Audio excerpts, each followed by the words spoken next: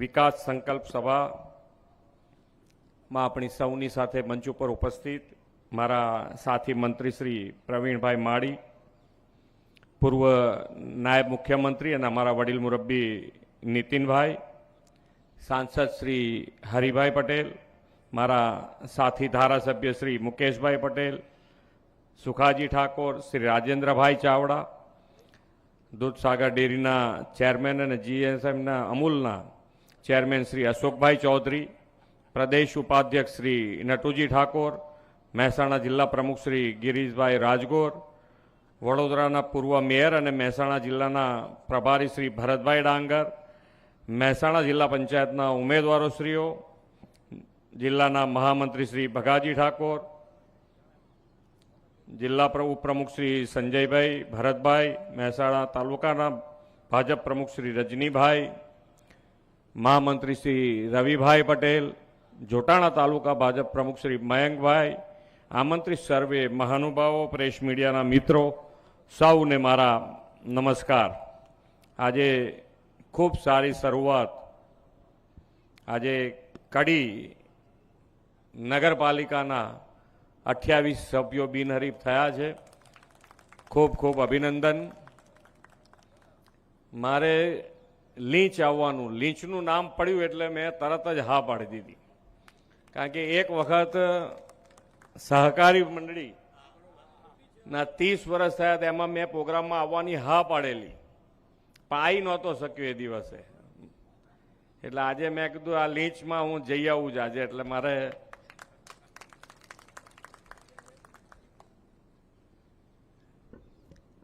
આમ ચૂંટણી અને ચૂંટણી વખતના મુદ્દાઓ અહીંયા ઘણા બધા વડીલો બેઠા છે, કઈ પરિસ્થિતિ કેવી રીતે ચૂંટણીઓ થાય,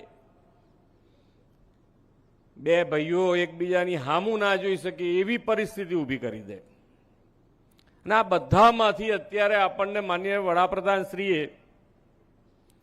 વિકાસની રાજનીતિ ઉપર લઈ ગયા।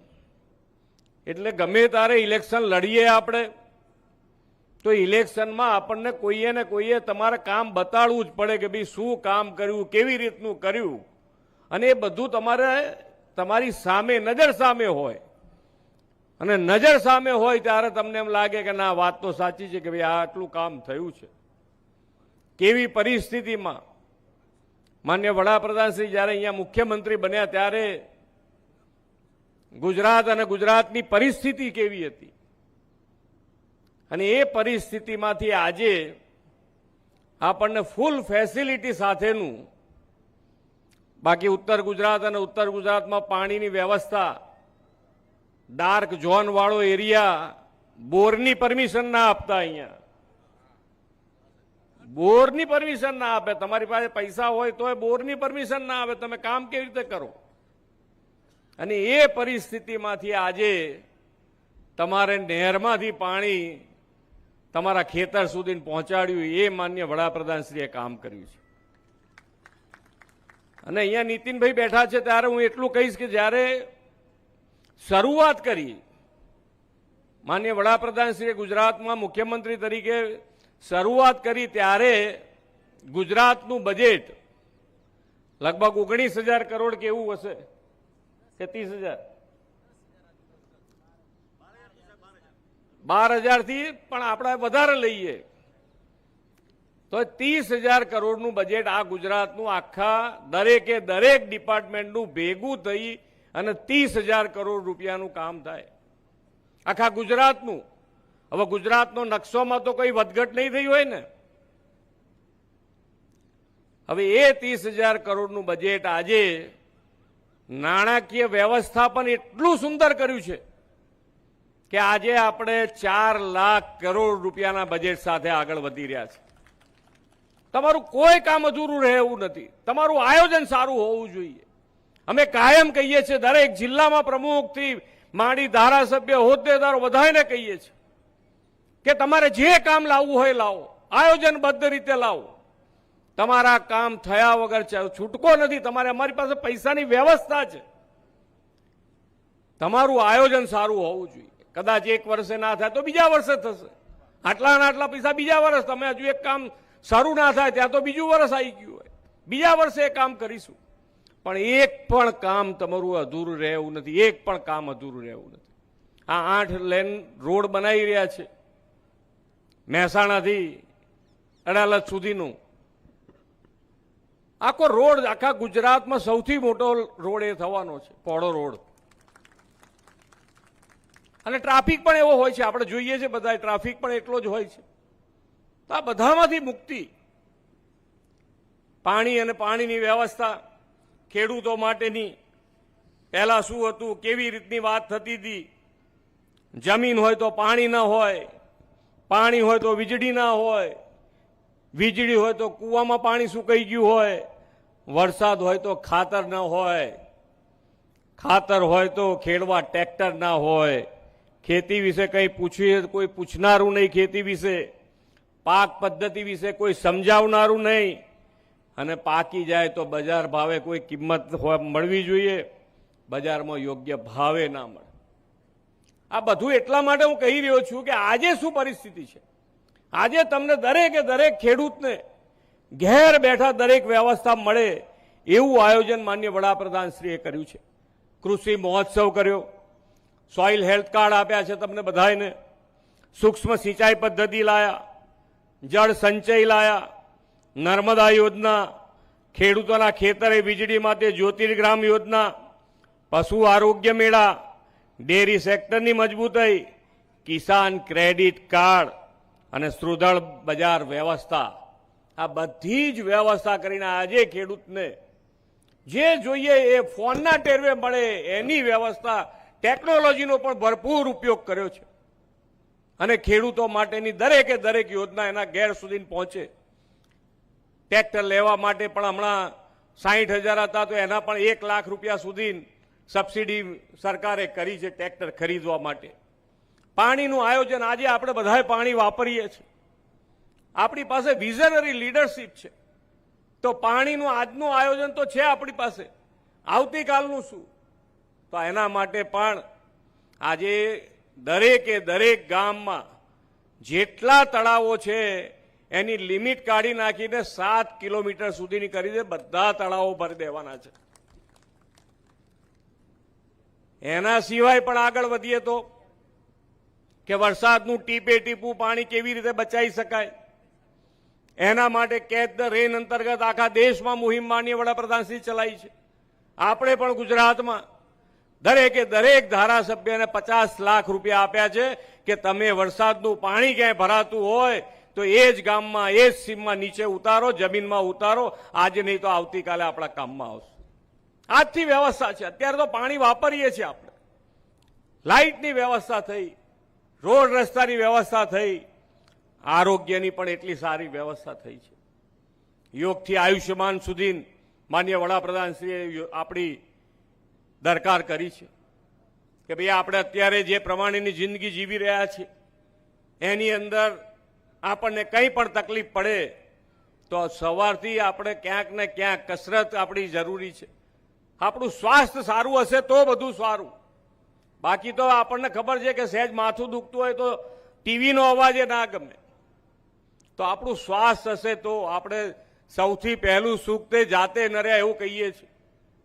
તો આપણું સ્વાસ્થ્ય સારું રાખવા માટે યોગા કરીએ, ને યોગા ના કરી શકીએ તો યોગા ના કરી શકીએ ને છતાંય ક્યાંક બીમારી આવી તો આ બીમારીમાંથી દૂર કરવા માટે આયુષ્યમાન કાર્ડ આપણી પાસે છે. 5 થી 5 લાખ રૂપિયાની હતી, આપણે ગુજરાત સરકારે એની વ્યવસ્થા 10 લાખ રૂપિયા સુધીની કરી છે. કોઈને તકલીફ નહીં. અહીંયાથી જેટલા બેઠા હશે બધાની પાસે ક્યાંક કાર્ડ હશે જ, આયુષ્યમાન કાર્ડ.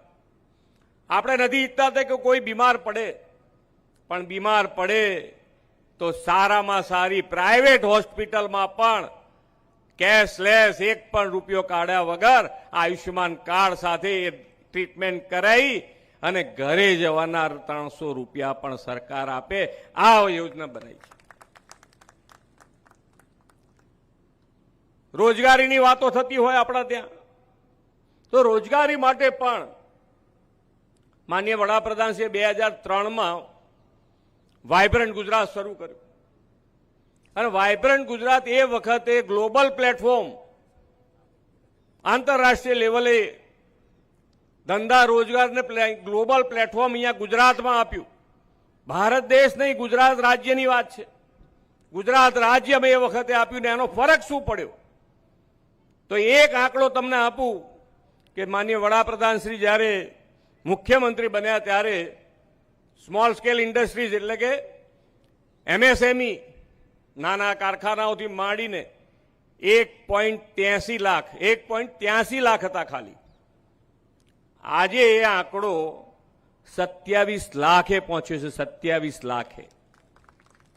આ બધી જ ઇન્ડસ્ટ્રીઝ જે ચાલુ છે, મોટી ઇન્ડસ્ટ્રી તો ઘણી બધી આવી છે કે જે ગ્લોબલી જેના નામ છે મોટી કંપનીઓના, એમાં 500 જો મોટી કંપનીઓ લઈએ એમાંથી 100 મોટી કંપનીઓ આજે ગુજરાતમાં કામ કરી રહી છે. ગુજરાતમાં કામ કરી રહી છે.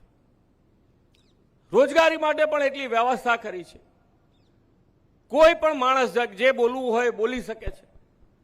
ચૂંટણી હોવા સમયે ગમે તારે જેને જે બોલવું હોય, પણ આપણે જોવું તો પડે કે ભાઈ તમને જે રાજ્ય તમારી પાસે છે ત્યાં કોઈક તો કામ કરીને બતાડો કે પ્રજાજનોને એમ લાગે કે ના તમારી વાત અહીંયા સાચી છે. એવું કશું જ નહીં. અહીંયા આગળ જુદી વાત, જ્યાં આગળ કરવાનું આવે ત્યારે કંઈ કરવાનું નહીં. અને એટલે જ ક્યાંય વિશ્વાસ, તમે ઇલેક્શન ટાઈમે આવવાનું, એવા કેટલાય ઉમેદવારો તમારી પાસે હશે અત્યાર સુધીમાં કે જેણે ફોર્મ ભર્યું, કદાચ છે ને હારી ગયા પછી બીજા 5 વર્ષે આવજો ને ઊંસે રહેજો, બીજા 5 વર્ષે આવવાનું. ત્યાં સુધી ક્યાંય દેખાડો નહીં.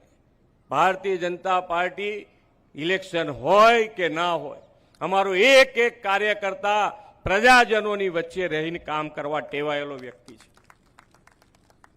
જ્યાં અમારી સીટ નહીં આવી હોય ત્યાં પણ અમારો કાર્યકર્તા કામ કરતો હશે, પ્રજાજનોની વચમાં રહેતો હશે.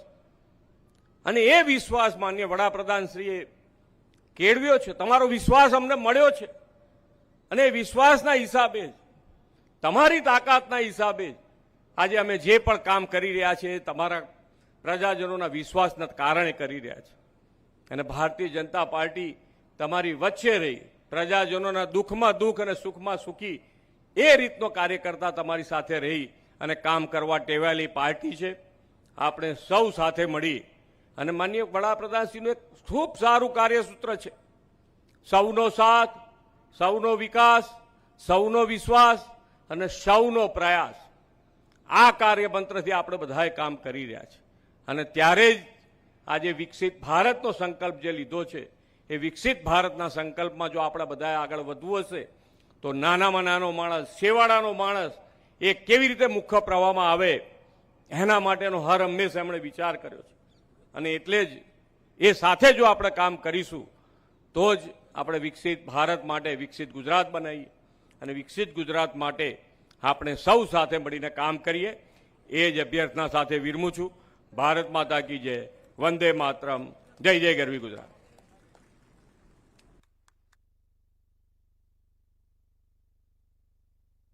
હેલો, ખૂબ ખૂબ આભાર માન્ય મુખ્યમંત્રી સાહેબ. આજની ભારતીય જનતા પાર્ટી વિકાસ સંકલ્પ સભા લીંજ જિલ્લા પંચાયત સીટ આંબલિયાસન, બલોલ, જોટાણા, સુરજ માંથી ઉપસ્થિત સૌ જિલ્લા પંચાયત, તાલુકા પંચાયત નવનિયુક્ત ઉમેદવાર અહીંયા ઉપસ્થિત થયા અને એમની સાથે